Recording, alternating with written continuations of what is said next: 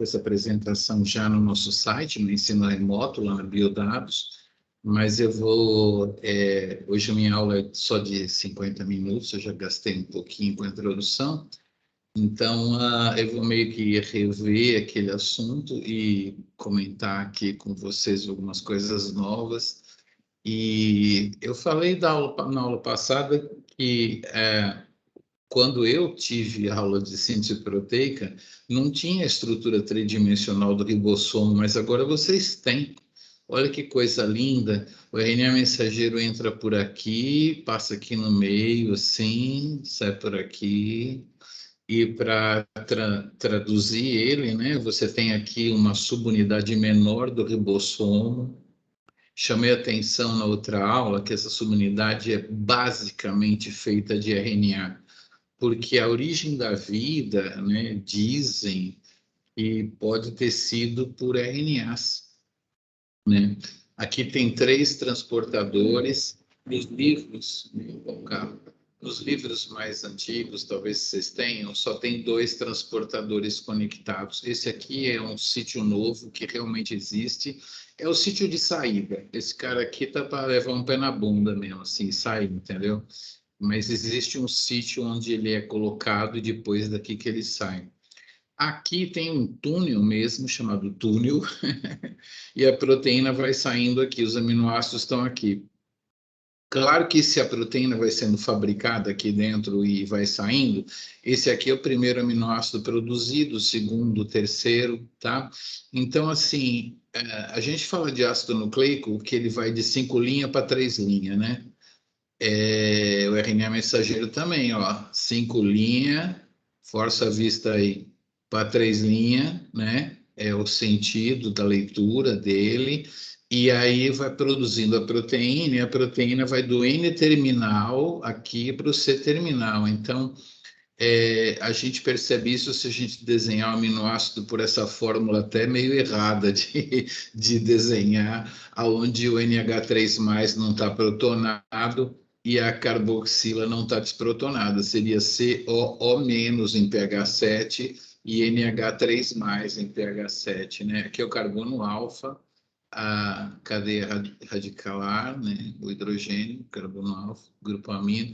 Então, vocês estudaram já a ligação peptídica, que é quando sai uma água entre essa carboxila e esse grupo amino, conectando aqui, né? Na verdade, pode conectar direto esse N nesse cara aqui, né? Sai uma água. E aí, os aminoácidos ficam ligados no sentido de que fica o N-terminal fica no começo, então a gente chama o início da proteína de N-terminal e o C-terminal é o fim, né? Porque tem a última carboxila não reagiu com ninguém, esse grupo amino não reagiu com ninguém, esses aqui intermediários todos reagem, né? Então, o que eu queria falar é que a proteína vai do N para o C. E aí, a gente combinou na aula passada de pensar que os aminoácidos, para serem ligados, eles ficam todos virados com N para cima. Por que eles ficam com N para cima? Porque esse C-terminal aqui é o que vai ficar ligado no transportador. Acho que a gente deve ter uma figura bem bonitinha dele ligado no transportador. Não tem, não. Tem aqui, assim, essa figura bobinha, onde está escrito aqui tRNA, né?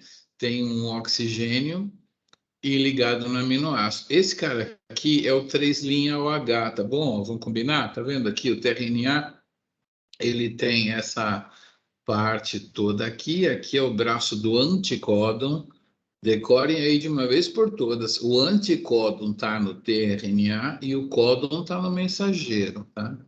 Códon está no mensageiro, o anticódon está no transportador. Vocês aprendem isso, acho que às vezes até no colegial, no ensino médio, vestibular, na genética, sei lá onde, mas aqui é bioquímica, então vocês vão aprender umas coisas muito loucas do transportador. Aqui, então, ele parece um trevo quando você desenha ele assim, tá? Não tem nada de trevo. Ele parece um telefone com um talo para a esquerda. Eu vou mostrar já já. Mas o que eu queria falar mesmo, que eu estou me perdendo aqui, é que no 3' OH dele, esse cara aqui, vai sair uma água com aquela carboxila do aminoácido, tá? Então, a carboxila do aminoácido está sempre para baixo, né? E o grupo amino para cima, tá bom? Então, quero que vocês mentalizem isso na aula que é de bioquímica aqui, né? Então, o transportador aminoácido está aqui.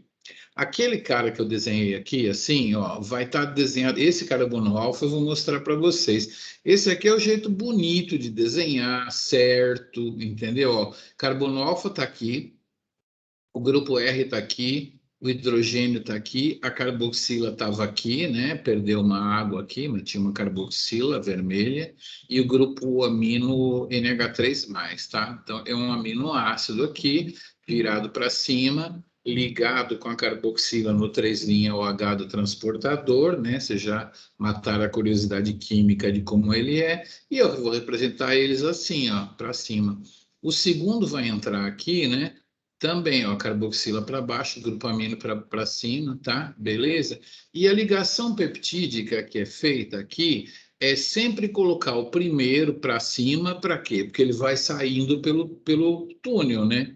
A proteína vai saindo lá pelo túnel. Então, o primeiro vai ficar em cima do segundo, tá? Essa carboxila vai reagir com esse grupo amino. Na verdade, a conexão se faz. Eu vou ter que parar de compartilhar aqui para mostrar isso direito, né? Para ficar só com a minha câmera, sem compartilhar, né? Então vamos ver. A minha cabeça aqui é o segundo aminoácido, grupo amino, carboxila está aqui, tá? Ligado no transportador. E eu tenho aqui, caramba, eu estou com fundo, vou ter que tirar o fundo para mostrar, para fazer isso aqui. Demora para achar onde é que está o fundo. Aplicar efeito de tela. Aplicar. Pronto, beleza. Então, esse aqui seria o primeiro aminoácido no primeiro transportador, tá? E eu sou o segundo aminoácido no segundo transportador.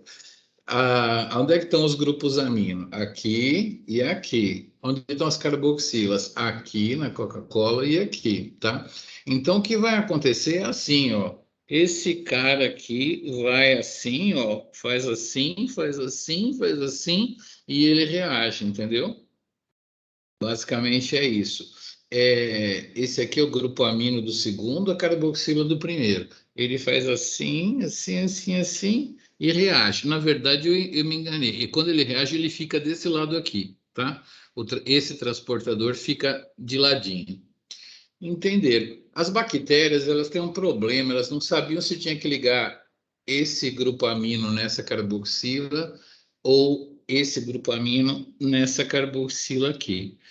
E aí elas usam o primeiro aminoácido, em vez de ser uma metionina, elas usam uma formilmetionina, entendeu? Então elas bloqueiam o grupo amino de poder reagir. Então é claro que elas forçam ligação assim. Nós não usamos isso, né? Os eucariotos não usam isso porque eles falam assim, pô, bactéria, tu é burra, mas eu não sou, entendeu? Eu sei como é que é para fazer, eu não vou usar formilmetionina. Então elas usam a formilmetionina. Acho que eu posso voltar a compartilhar aqui minha apresentação, se eu achar ela, né? Aqui está a minha apresentação. Então, vocês entenderam exatamente como é que funciona o negócio, né? A metionina está aqui, o segundo aminoácido está aqui, esse cara vai lá, cabecinha, cabecinha, cabecinha, e reage aqui, né? Então, é isso daí. Já falei do transportador, só não falei de uma coisa muito interessante, e essa parte aqui parece um telefone, né? Aquela parte do telefone antigo que a gente segurava na mão para falar. Isso aqui parece um telefone, na verdade. Aqui não está parecendo, mas é chamado assim. E aqui esse é um talo, né? Então, na verdade, é um L, né? A evolução do código genético, essa parte aqui não tinha. Começou a síntese proteica a aparecer com os aminoácidos sendo ligados nesse carinha aqui. Aí depois que o tRNA se esticou e ficou desse tamanho aqui. Mas isso é só para aula muito cabeça sobre código genético, tá? Mas uma coisa que a gente pode dizer é que a evolução começa quando algumas enzimas, a evolução do código, né? Quando algumas enzimas começam a aprender como conectar um transportador num aminoácido, tá? É, eu estou até trabalhando com uma coisa muito interessante. É, uma das enzimas que faz isso, que gruda o aminoácido no transportador, ela cuida dos mais hidrofílicos e a outra dos mais hidrofóbicos. Então, é como se tivesse dois mundos, né? Deixa eu mostrar aqui elas aqui, ó. Aqui está o transportador virado de lado que eu digo, é assim, ó. Ele é um L, né? Daqui para cá. Eu vou botar uma câmera nessa ponta para a gente ver ele assim, para a gente ver que essa enzima está por detrás, tá? Ó. Então, aquela enzima lá que eu mostrei, ela está por aqui, né? Pelo lado direito daquele L. O L sobe e vem para você. E essa enzima está por aqui. Ela cuida de todos esses aminoácidos aqui.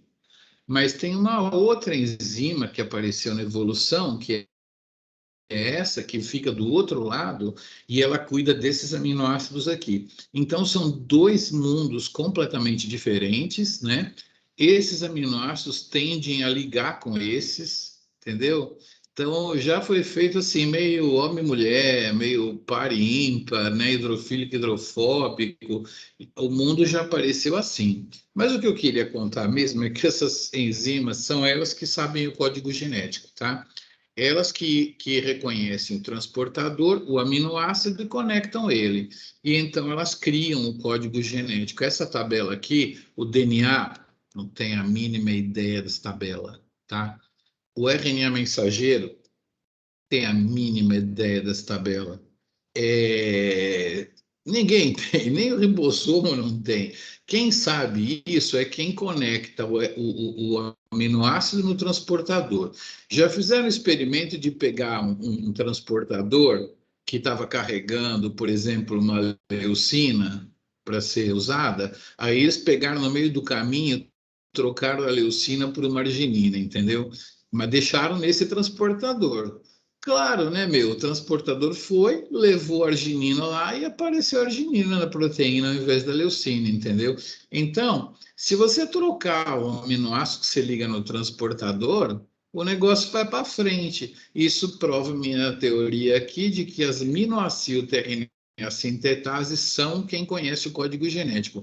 Elas que têm que olhar direitinho o. Cadê elas? Tá mais para frente.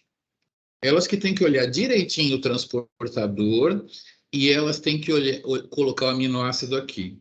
Eu aprendi essa semana de que elas conseguem ler uma espécie de códon aqui também, tá? E aqui tem o anticódon. Então, a base do meio que é usada aqui também é usada aqui. Então, ela, na verdade, ela lê esse transportador aqui como se ela estivesse lendo um anticódon, entendeu?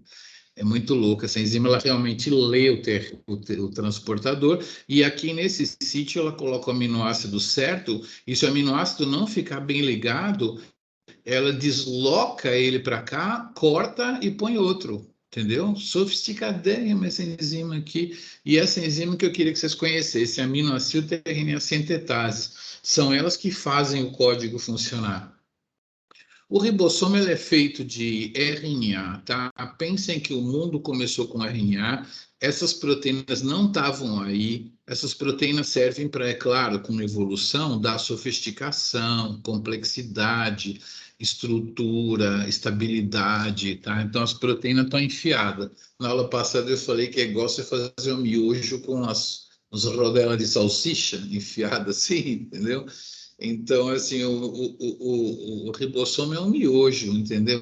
As proteínas que tem lá são as salsichas, né? E elas estão lá só para ajudar, entendeu? O RNA é o principal. a gente divide ele em subunidade menor e subunidade maior. Você pode separar elas por centrifugação e microscopia. Aqui está a subunidade menor, tem esse 30, não é peso molecular, é a constante de sedimentação de Svedberg, tá? Por isso que quando tem essa subunidade que sedimenta a 30S de velocidade, essa sedimenta a 50S de velocidade, quando você tem as duas juntas, ela sedimenta um pouquinho diferente, a 70, né? Em vez de 80, é 70, porque é como se fosse a aerodinâmica dela durante a centrifugação. Esquece 70S. 30S é a menor, pode chamar ela de small, ó, small, e 50S é a large. Elas têm essas proteínas que, coitadinhas, têm nome de small 1, small 2, small 3 até small 21, parece os filhos do Bolsonaro lá.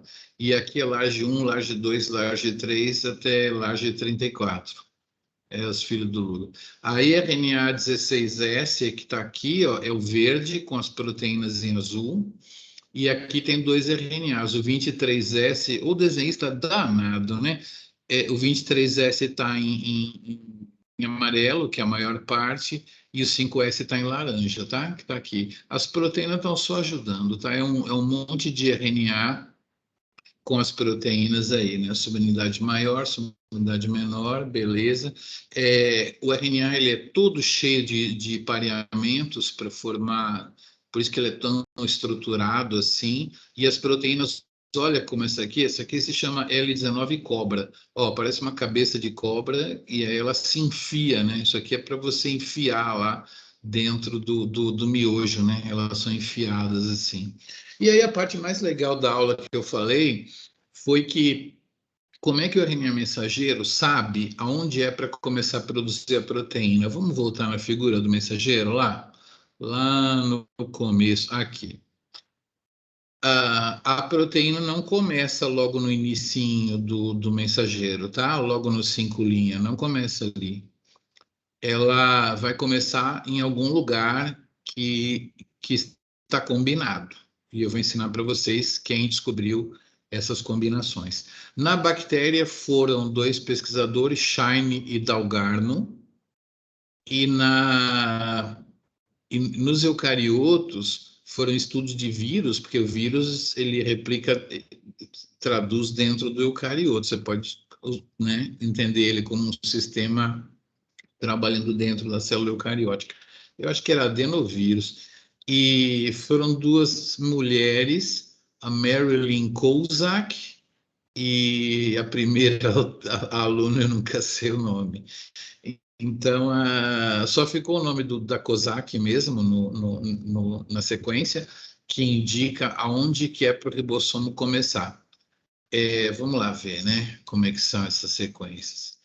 Primeiro no procarioto. No procarioto, Shine Dalgarno, aqui está o Aug inicial, né, que é o códon da metionina, que vai ser o primeiro aminoácido. E antes dele tem um consenso aqui que é chamado consenso de Shine Dalgarno.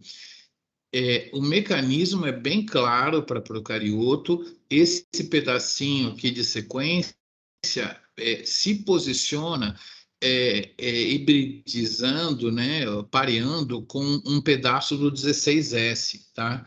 Esse aqui é o 16S, esse verde, o RNA mensageiro vai entrar aqui dentro, e aí um pedacinho desse 16S reconhece a Shine Dalgarno, deixando um Aug aqui bem na posição para começar, tá? Beleza. E nos eucariotos, nos eucariotos, o ribossomo, a subunidade menor, vem andando até reconhecer esse consenso. Pode contar, tem 13 bases aqui, ó, 13. O Aug faz parte, tá? Aug, então, vocês estão sacando que é o códon que vai começar a proteína, né? Eu já mostrei aqui meio correndo, mas AUG é o códon da metionina, né? Então, seria aqui AUG, né? AUG. Então, a metionina é o códon inicial, é o primeiro aminoácido que vai ser colocado tanto no procarioto quanto no eucarioto. Então, nos eucariotos, você tem duas regras. É bom que 8 sejam iguais a isso aqui, né? GCC, GCC, ACC, ao GG. Esse A pode ser G, então vocês lembram da primeira aula? É uma purina, né? Ou A ou G é uma purina. Então, 8 desses 13 aqui fazem um bom consenso de Kozak. E se esse aqui, que é o -3, ó, assim, não tem zero, tá? 1 é o A do, né? Então, -1, -2, -3. Se esse -3 não for A ou G, se não for uma purina, é obrigatório que o quarto seja G, tá?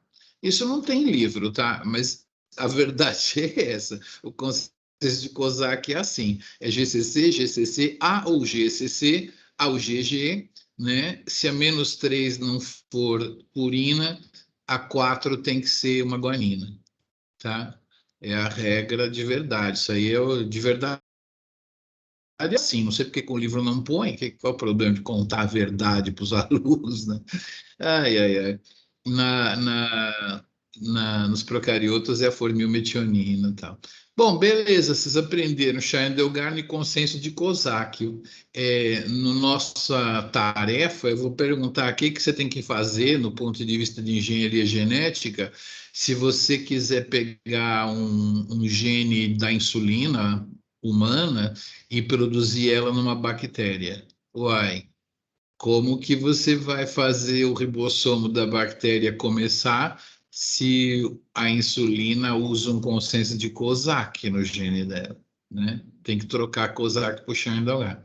E se você quiser fazer uma vacina de DNA, que eu comentei na aula passada, quando você pega um plasmídio, coloca um gene de Brucella, atira com uma arma de pressão, né? O plasmídio é grudado em umas bolinhas de tungstênio, você dá um tiro na vaca lá com essas bolinhas com arma de pressão, pá, a vaca, aí as bolinhas entram com os plasmídios lá nas células da vaca e ela começa a produzir uma proteína.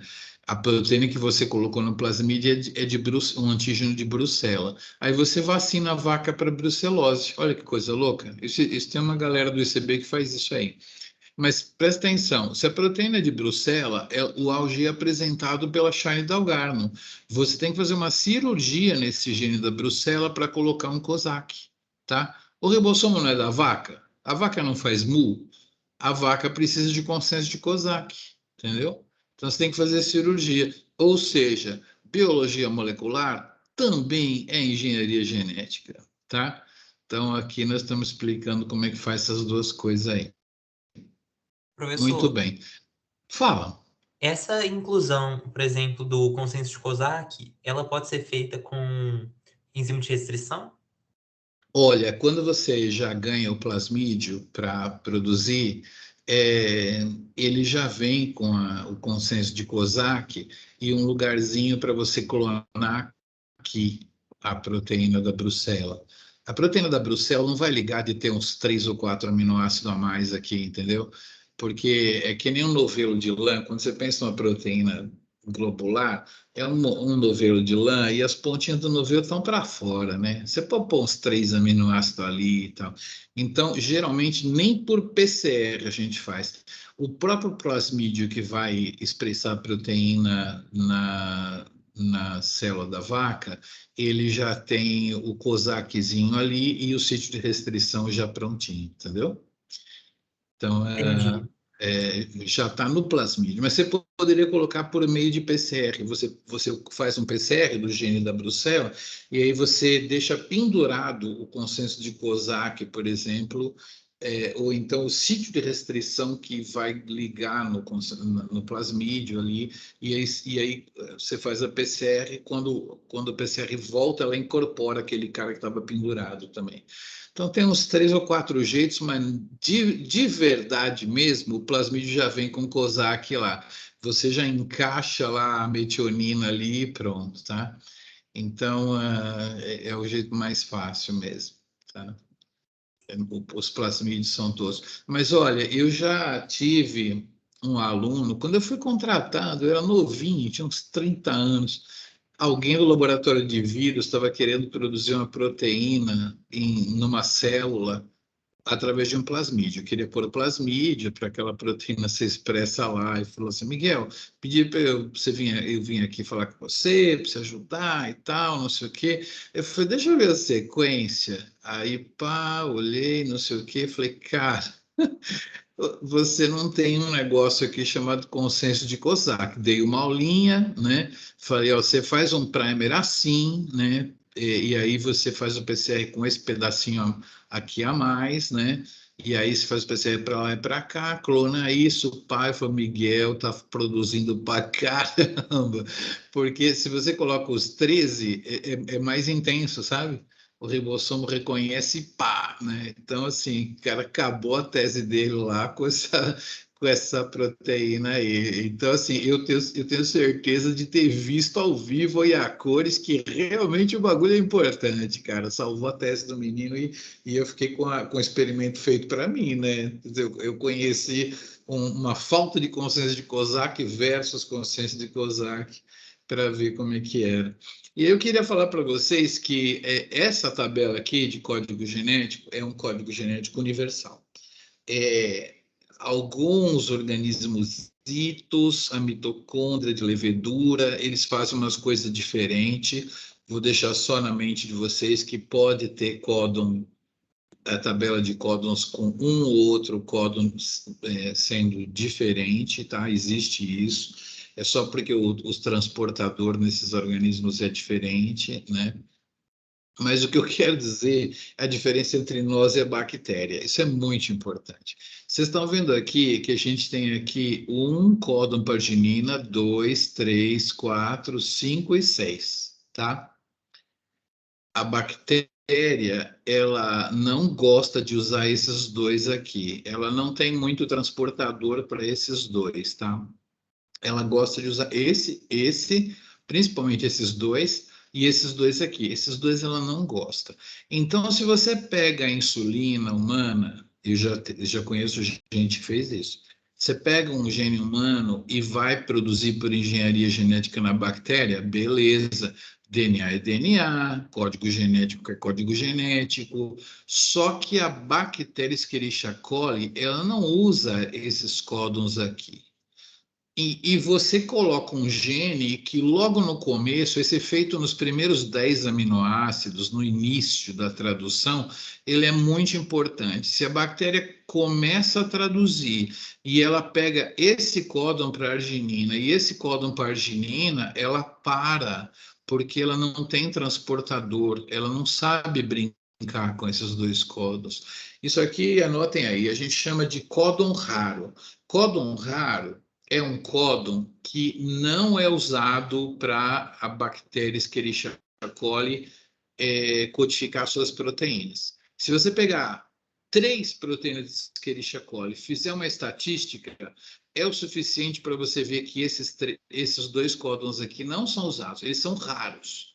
Então, se você for fazer engenharia genética, é bom você trocar os códons de arginina para os códons que ela mais usa, tá? Esses daqui você tem que tirar. Se tiver esse ou esse, você deixa. Mas se estiver usando muito desses aqui na proteína que você quer produzir na bactéria, tu tem que trocar, principalmente no começo, tá? Senão não vai funcionar. Tá? Um códon raro, ele não tem o transportador para ele, então ele vai funcionar na prática como esses 3 códons aqui para os quais não tem transportador, o AA, o AG e o GA. Ele vai funcionar como stop códon, tá? Para as proteínas da bactéria, se aparecer um ali, ela vai ter um transportadorzinho, ela põe lá e segue o jogo. Mas se você botar um gene recombinante para ela produzir cheio desses códons aqui, o primeiro ela vai pôr, tem o transportador, usou, tal, já usou. O segundo, ela já tem um pouquinho. Terceira vez que acontece isso aqui, ela fala, meu, você está querendo o quê? A gente não usa esse códon aqui, não. Aí, isso funciona exatamente como um stop códon e a sua engenharia genética vai para as cucuia. Você vai ter que trocar os códons de arginina, tá? Então, é o segundo truque que eu falei. Ele não é importante se eu pegar o gene da brucela e pôr na vaca, porque a vaca é rica de transportadores, não vai sofrer, mas a bactéria vai sofrer, tá? Essa história de códon raro funciona quando eu quero expressar um gene eucariótico numa bactéria, tá? Na direção oposta não tem tanto problema. Aí você fala, eu vou ter que trocar esses códons. Eu esqueci, eu não sei se eu esqueci de falar para você, mas a gente nem sequer clona um gene. A gente liga para uma firma e fala assim: eu quero essa proteína aqui, com esses aminoácidos aqui, faz o gene para mim. Os caras fazem, meu, entrega no seu laboratório, qualquer R$ 5.000 ali. Seu gene está lá no seu laboratório, entendeu? Sintetizado. E aí o cara fala assim: você vai produzir essa proteína numa Escherichia coli? Aí você fala, vou. Aí o cara vai te falar, vou te dar otimizado para Escherichia coli. O códon que ela mais usa é esse aqui. Então, todas as vezes que tiver arginina, eu vou pôr esse. Falou? Beleza, entendeu?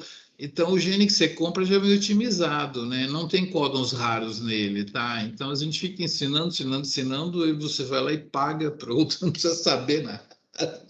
Ai, ai, ai. Eu acho. Professor, Fala. e quando você quer produzir sua proteína num vetor eucarioto, que nem levedura, como é que você integra A esse material levedura genético? tem um pouquinho, sim, viu, de frescura para códon raro. Você tem que pegar umas proteínas de levedura. Hoje em dia a gente tem o genoma completo, né? Aí você pega as proteínas, faz uma estatística, né, de quais códons ela usa mais. E aí você coloca no plasmídio já com os códons que ela mais usa, né? As leveduras, a gente costuma produzir bastante proteína em plasmídio mesmo. E para isso a gente usa promotores de alguns genes. Um famoso é um promotor de um gene de via glicolítica de levedura, né? Então, você já pega o plasmídio com o promotor de levedura, né? Então, quando você vai fazer qualquer coisa de engenharia genética, é tudo pecinha, né? Você usa um plasmídio com origem de replicação em levedura, tá? Você coloca uma região que ativa a transcrição da levedura, e aí você coloca a sequência codificadora que você quiser lá. Pode ser de bactéria, pode ser de eucarioto, e aí a levedura vai produzir a proteína. Se usa muito produzir em Escherichia coli mesmo, mas existe uma levedura, não sei se você já ouviu falar, chamada Pichia pastori, né? A Pichia pastori, ela faz a glicosilação da proteína praticamente igual à nossa. Tá certo? Ela glicosila um pouco a mais, tá? Mas isso é muito importante para algumas proteínas que têm que ser glicosiladas, você produz em levedura. Existe um sistema também de célula de inseto para você produzir a proteína glicosilada, né? Mas você pode também botar num vetor de expressão e colocar dentro do próprio ser humano, né? No fígado, onde você quiser. Geralmente se usa um vírus para isso. Não é muito bom. É mais ou menos como você vacina alguém com esses adenovírus aí, e tem gente que é alérgica. Você tomar uma vacina com adeno, a pessoa vai ter uma alergia grande ali no bracinho.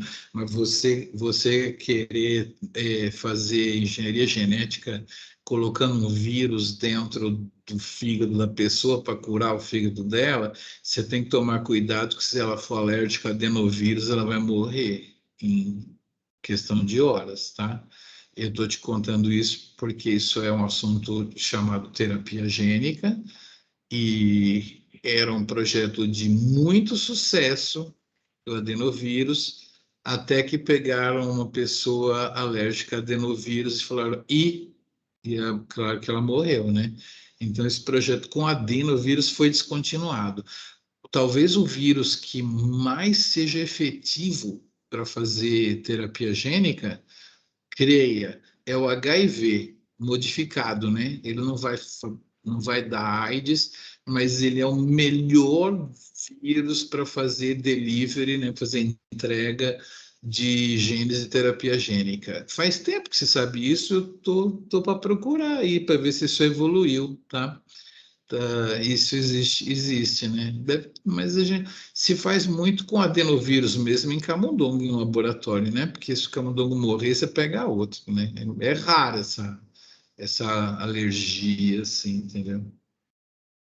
Bom, vocês podem ver na aula gravada isso aqui, se não ficar muito claro aqui, mas é importante você saber que o ribossomo ele não anda com as duas subunidades, não. Primeiro é a menor. A menor é que vai escanear o mensageiro e vai achar o Aug, tá? Está representado aqui, ó. Ela escanhou. Eu não vou dar muita ênfase a esses fatores, initiation factor 2 que gasta GTP para colocar o transportador da metionina aqui. Eu só quero lembrar vocês que quando a metionina entra, ainda não tem a subunidade maior. Então, aquelas portas que existem aqui, lembra que eu mostrei com três transportadores, né? Isso aqui tem nome, é uma cavidade, é uma porta de saída, a porta do peptídeo, que vai, né, colocar o peptídeo saindo por aqui, e a porta do aminoácido, que vai trazer o aminoácido novo. Porta A, porta P, porta E de exit, né? Então, as portas não existem nessa hora, então você não pode acusar a, a metionina de ter entrado pela porta do peptídeo, porque ela entrou mesmo, mas não existe porta. Agora que vem a subunidade maior, e aí ela vai ficar na porta do peptídeo, tá?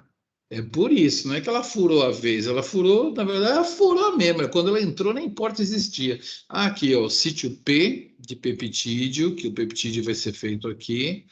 A porta A, que é o aminoácido novo, e a porta E, que não é dos livros de vocês, só livro muito moderno que vai ter esse terceiro transportador aqui. Ele fica aqui antes de sair fora, tá? Aqui, ó. Tá? Então, vamos ver como é que fica. Quando chega a sumidade maior, aí tem o túnel, a metionina já está no túnel, entendeu? Ela está prontinha. Aí vem o segundo aminoácido aqui, e aí a palhaçada que eu fiz da cabecinha, cabecinha, cabecinha, é para vocês terem a abstração de entender que esse grupo amino aqui vai reagir com essa carboxila aqui, né? Não era carboxila que estava ligada no transportador? O grupo amino não está para cima, então, ó a cabecinha. Inclusive, vocês vão entender esse desenho, porque eu fiz isso aqui, pô. Cabecinha, cabecinha, cabecinha, cabecinha, tá vendo aqui? Ele, né, o verdinho oferece aqui assim, aqui era Coca-Cola, aí o verdinho oferece aqui e aí tem a ligação, tá? E o transportador fica de ladinho, de ladinho. Esse daqui foi para lá, né? Tá de ladinho também, ó, tá vendo? Esse aqui estava aqui, virou para cá, pimba. Porque esse estava aqui e virou para cá, pimba, tá? Entendeu? Eles estão tudo de ladinho. Aí é que vem uma proteína que parece um transportador, ela entra aqui e ela empurra esse cara para lá, tá? Que pena, cadê minha calçadeira, meu Deus? Depois eu mostro na calçadeira.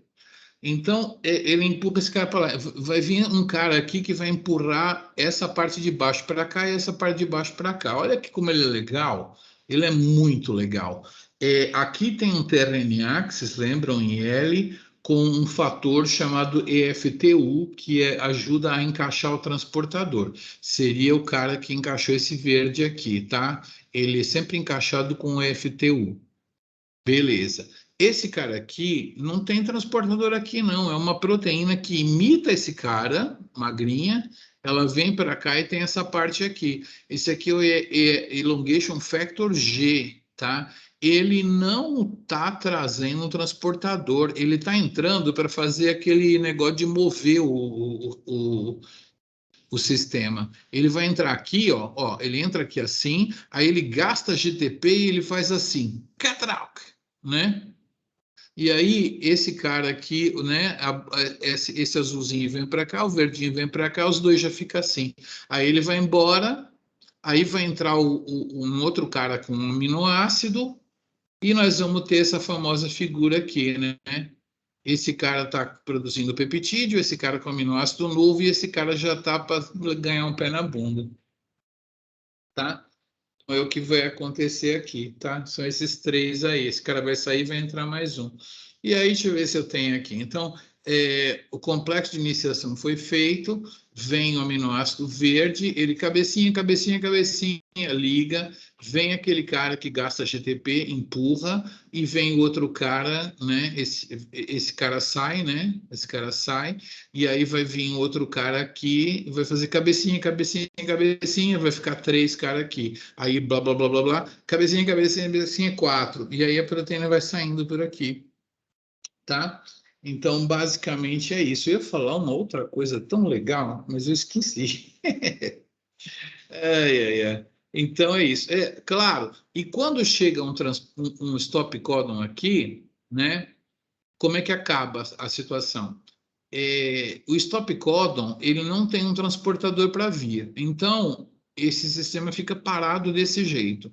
Esse sistema parado dá tempo de fatores de terminalização chegarem aqui, tirarem essa parte do ribossomo, tirarem essa, soltarem a proteína, soltarem tudo e terminar. Então, o efeito do stop codon é simplesmente congelar nessa situação até que os fatores de terminalização venham e joguem, desmontem tudo, né? Por isso que eu te falei, uma arginina de códon raro numa bactéria vai ser interpretada como um stop códon, tá? Você não pode deixar um ribossomo meio sem o que fazer, né? Então, é aquela história do códon raro lá. Acho que eu falei tudo, deu 21h39 e eu vou colocar essa gravação também lá, né? Vou paralisar essa gravação. E vocês ficaram com duas gravações para recordar a síntese proteica, porque é um assunto bastante importante para biomol, né? Parando aqui.